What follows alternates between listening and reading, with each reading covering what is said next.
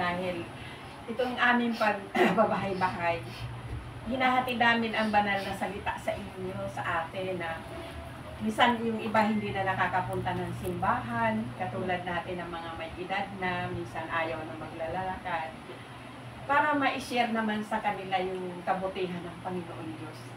Na hindi tayo dapat tamarin, dapat maging mga masisipag tayo na ang kaya-kaya pa natin maglakad-lakad, i-alok natin itong salita ng Panginoon Diyos. Kaya sa akin talagang kawalaan ang cellphone kasi sa cellphone, doon ko inaano na hindi na ako makapaglakad, pwede sa cellphone, may imbitahan natin yung ano.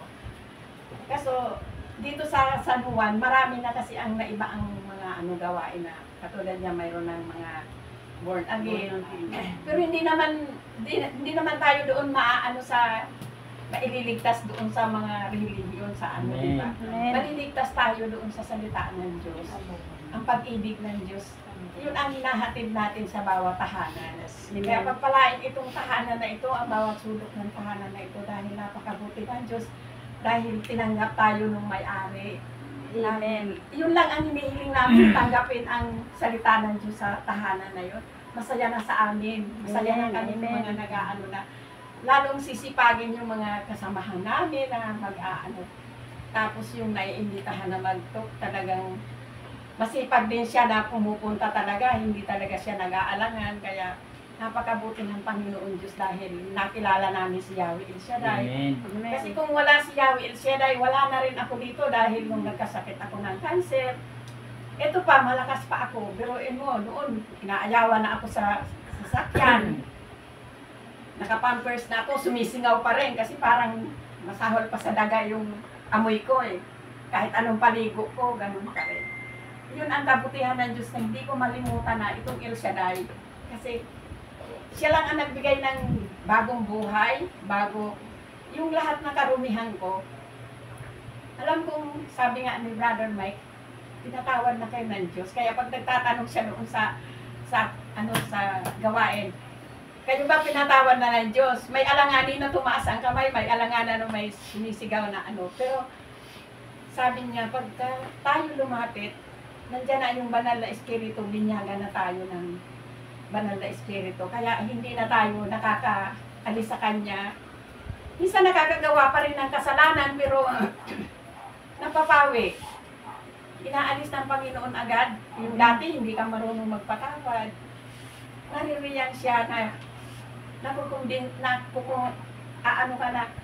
papatawarin ko ba ito? Pero ikaw na mismo ang lalapit, ikaw na mismo ang aano sa Kanya na pasensya ka na kung nakagawa akong ganito dahil hindi naman lahat ng oras ano ang isip natin at saka lalo na nandito ang yung pagkalaban yung demonyo.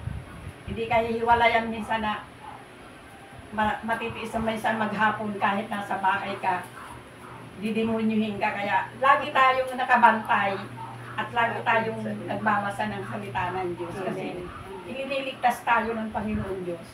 Ako ilang beses na nadulas. Pero naririto parang talagang tanong ko nga, Holy Spirit, ano ba ipapagawa mo pa sa akin? Pero tayong mga naglilingkod, ang hirap akayin ang pamilya.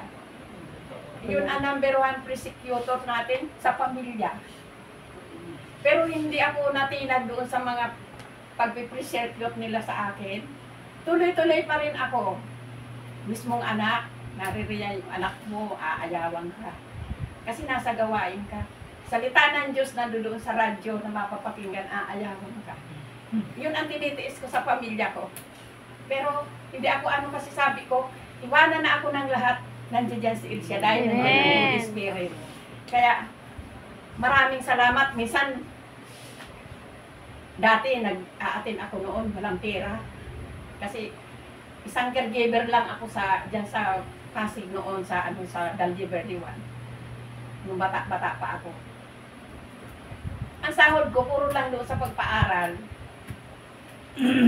Tapos wala na akong minsan na pag pupunta ako sa gawain, tama-tama lang pamasahe.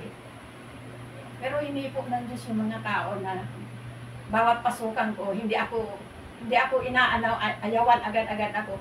Sabi ko, pag ako papasok, basta hindi nyo ako aalisin pag Sabado, kasi nag-i-ilsyaday ako.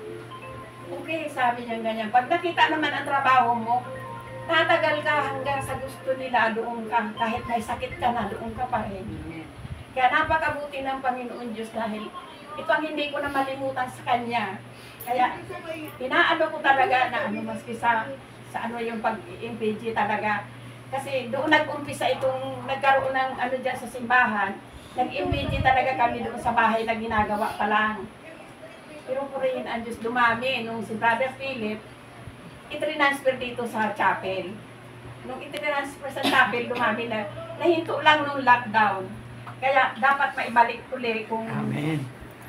luluubin